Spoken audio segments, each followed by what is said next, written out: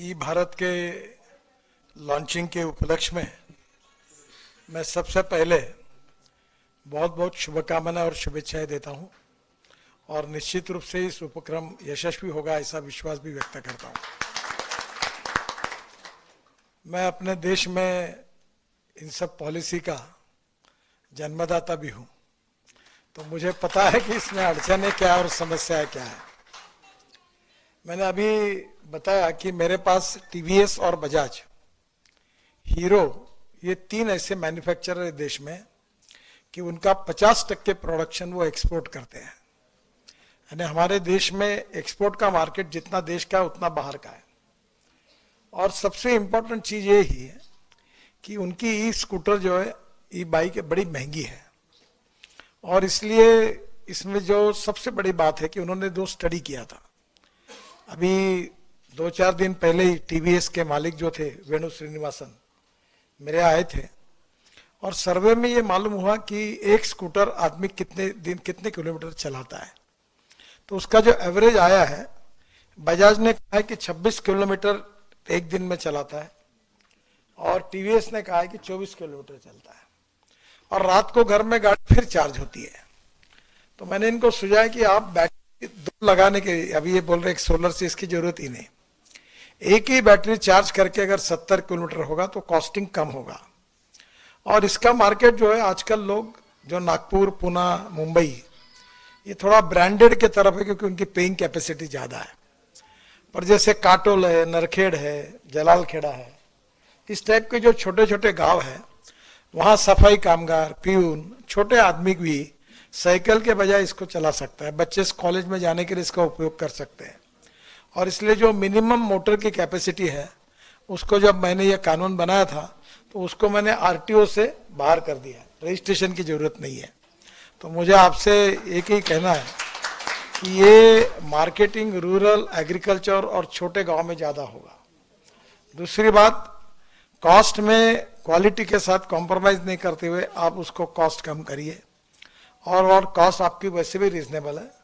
और दूसरी बात, आपको थोड़ा सा मार्जिन ज्यादा लेकर आपके डीलर की फाइनेंसिंग कंपनी निकालकर अगर इसको कोई फाइनेंशियल सपोर्ट मिल जाएगा तो आपका सेल 2 गुना 3 गुना बढ़ जाएगा। आजकल हर कंपनी, ऑटोमोबाइल कंपनी की, अशोक लेलैंड हो, टाटा हो, महिंद्रा हो, इनकी फाइनेंसिंग कंपनी भी होती है। तो ये इसके लिए कोई अगर जॉइंट वेंचर पार्टनर मिलता है और वो उससे आप चेक ले लेंगे, वो सर्विस करता है तो सैलरी डिडक्शन उसको दे देगा बैंक के अकाउंट से, ट्राई पार्टी एग्रीमेंट करके। तो छोटे छोटे लोग, सफाई कामगार, प्यून, होटल में काम करने वाले कर्मचारी, इस टाइप के छोटे छोटे लोग अगर इसको लेंगे तो इसके स्वाभाविक रूप से इसका सेल काफी बढ़ेगा। मुझे बहुत खुशी है कि विदर्भ में पहली बार आपने ये कोशिश की और मैं आपको शुभकामनाएं देता हूं। अभी तक जब से मैंने ई स्कूटर और ई बाइक का जो काम शुरू किया है, 250 लोगों ने शुरू किया है। अरे 250 लोग अब मैन्युफैक्चरिंग में उतरे हैं। इसमें कर्नाटक में, बेंगलोर में बहुत अच्छे अच्छे डिजाइन और काफी रिसर्च हुआ है। अभी तो मैं हाइड्रोजन की गाड़ी पे, दिल्ली मेरे पास है, तो पानी से हाइड्रोजन निकाल कर गाड़ी चलेगी। फिर मैं अभी कल ही मैंने टोयोटो की लॉन्च की। वो ऐसी है कि उसके एक कैमरी मॉडल था जिसमें 60% पेट्रोल और 40% वही बिजली तैयार करेगा, जो बात आप बता रहे थे। पर मैं किसान हूं और मेरे सपने का मॉडल ये है जो अभी अगले महीने आ रहा है, जिसके लिए मैं डंडा लेके बैठा हूं सबके पीछे। वो ये है कि हमारे किसानों का जो इथेनॉल है, जो 60 रुपए लीटर है, उसकी कैलोरी वैल्यू पेट्रोल के बराबर, डीजल के बराबर होगी। और जो अभी टोयोटो के मॉडल्स आ रहे हैं कि 60 रुपए लीटर का इथेनॉल भरने के बाद 40% वही बिजली तैयार करेगा। यानी आपके गाड़ी में 30 रुपए लीटर पेट्रोल की कॉस्ट से आपको एवरेज मिलेगा, एकदम बचत होगी और प्रदूषण से मुक्ति मिलेगी। तो टोयोटो, हुंडई, मर्सिडीज, बीएमडब्ल्यू और बाद में सभी, टाटा से लेकर सब लोगों की गाड़ियां अगले महीने से आ रही है। और बजाज ने और टीवीएस ने और हीरो ने इथेनॉल की लगाई है। आज ही मेरी बात कि इथेनॉल की बाइक नागपुर में लॉन्च कर रहे, बाइक और स्कूटर। तो मैं कोशिश कर रहा हूँ कि अपने किसान के जितने बेटे हैं वो अपने ही फ्यूल को यूज करें।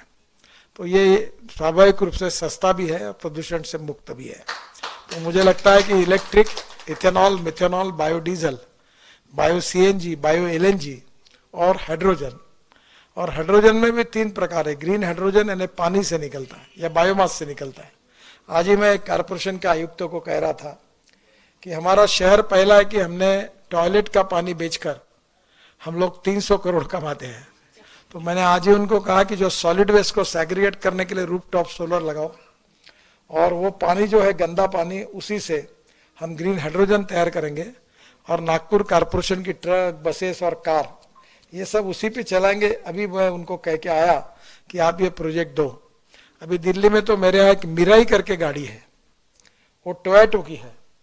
मिराई का जापानी में अर्थ होता है भविष्य, और यही भविष्य है। तो आगे चलकर ये भी गाड़ी को ग्रीन हाइड्रोजन पे कन्वर्ट करना होगा। इसके बाद ट्रक, बसेस, ट्रैक्टर, हवाई जहाज, रेलवे और फैक्ट्री भी। कोयले की जरूरत नहीं, पेट्रोल की जरूरत नहीं, डीजल की जरूरत नहीं, गैस की जरूरत नहीं। पानी से हाइड्रोजन निकलेगा और उसके ऊपर दुनिया चलेगी।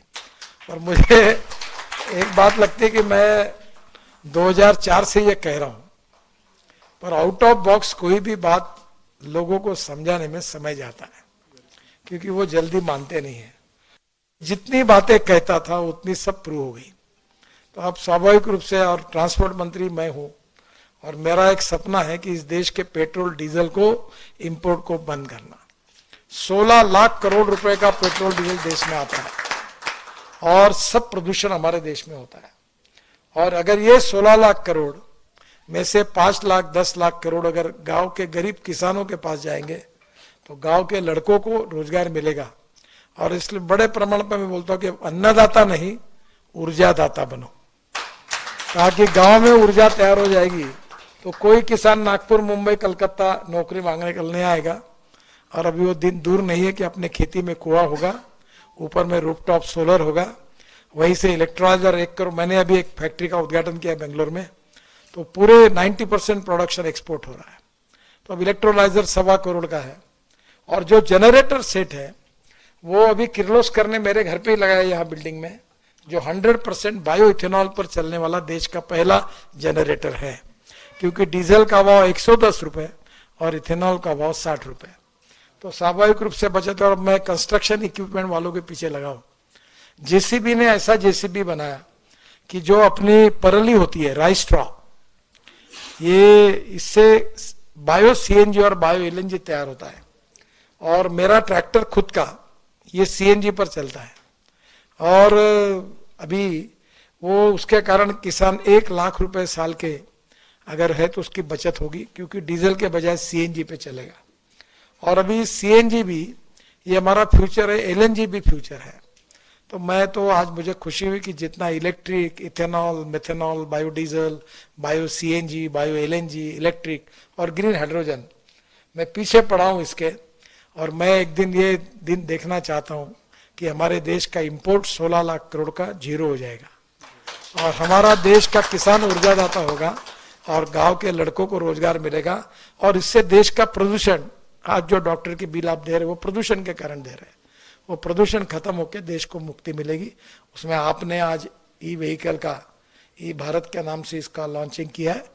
मैं आपको बहुत बहुत शुभकामनाएं देता हूं और निश्चित रूप से भगवान आपके इस उपक्रम में आपको शुभकामनाएं और आशीर्वाद दे, यश दे, यही प्रार्थना करता हूं। नमस्कार।